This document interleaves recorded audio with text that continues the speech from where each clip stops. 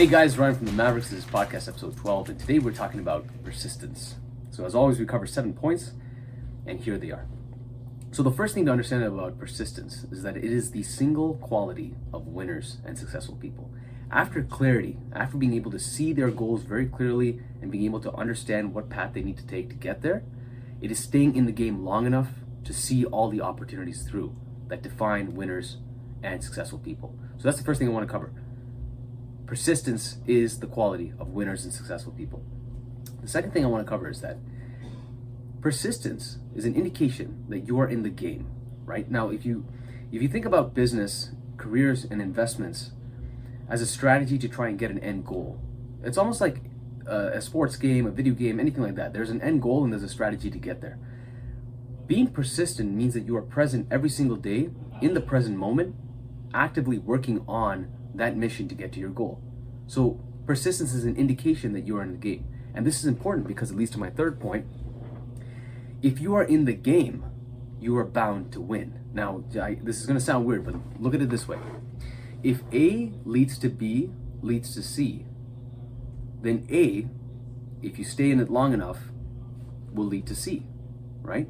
So if A is you're performing a certain kind of action every day, you're showing up, you're putting out podcasts, you're working on your business, whatever it is, and it leads to B, which might be sales or customer retention or different operational improvements or whatever, inevitably it will lead to C, which is bottom line money in your pocket, right? So if you continue to do A, you will inevitably get B, you will inevitably get C, which means that by working on A, you are automatically at C. You are automatically successful because you're doing the things daily that will lead to success. So as an example, my wife, when she was going through med school and a lot of the tests and residency, when she was going through a lot of the tests, she would be stressed before she went into the test. But what she realized was she had no choice but to succeed in those tests because that was the only way to become a doctor. So what she would do is she would go into the test knowing that inevitably it would be done, she would pass, and she'd be a doctor.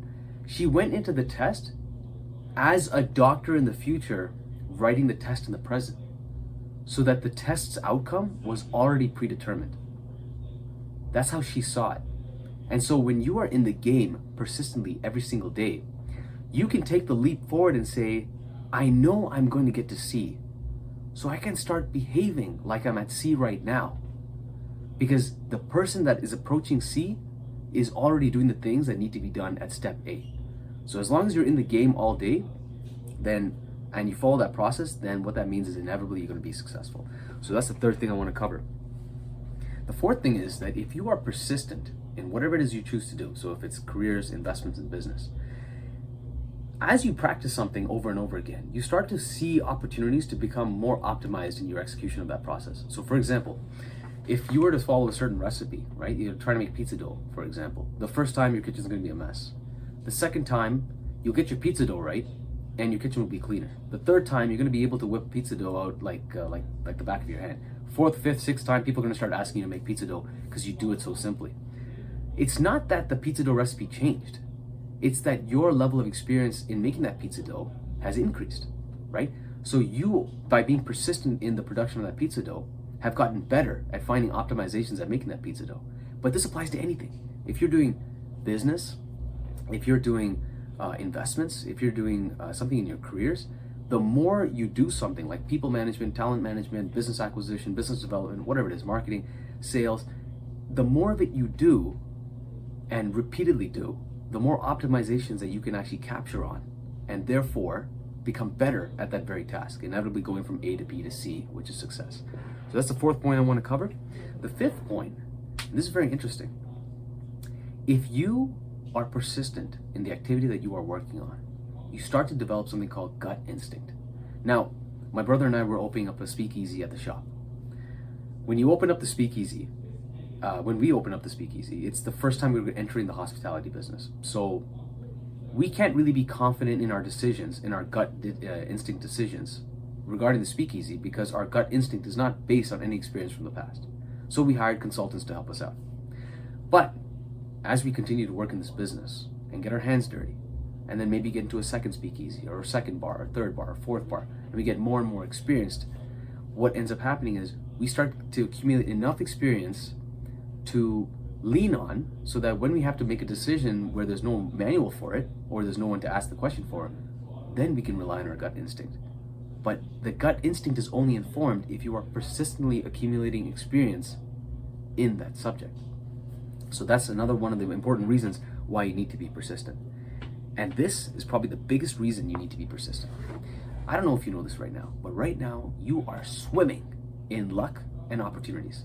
The problem is that if you're not seeing them right now, is because one, you can't spot them.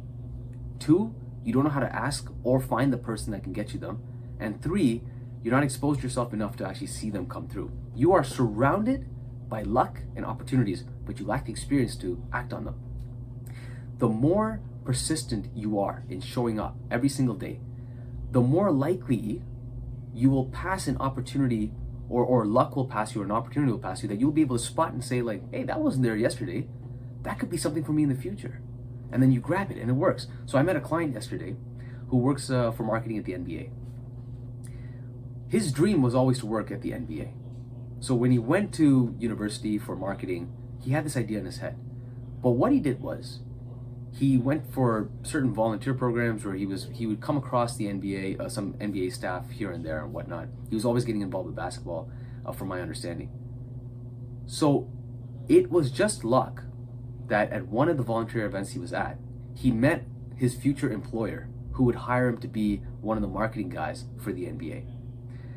But was it luck that he volunteered at that spot? No, it wasn't luck. It was persistence. He persistently pursued that opportunity of one day becoming a member of the NBA marketing team by just putting himself out there all the time. And then luck and opportunity passed him and he was able to jump on it. Luck and opportunity exist for everybody. It's just that you have to be there long enough to, one, have it pass you, and two, get the experience so you can spot it. All right, so let's cover the 6 points we want to cover here. So, and this is my 7th point. I want to cover all the 6 points we said first here. The first thing is, persistence is one of the marked qualities of successful people and winners. You have to be persistent in whatever endeavor you're working on. Number 2, if you are persistent, it means you are in the game. Number 3, if you are persistent, it means you will be successful. You can start living like a successful person. I don't mean spend like a successful person. I mean behave like a successful person, because you're persistent. Number 4, the more you persist in whatever activity you're working on, the more optimized you will be in doing that activity. Number 5, the more you persist, the more gut instinct, the more your gut instinct will develop so that you can depend on it in situations where there's no manual or rule book to follow by.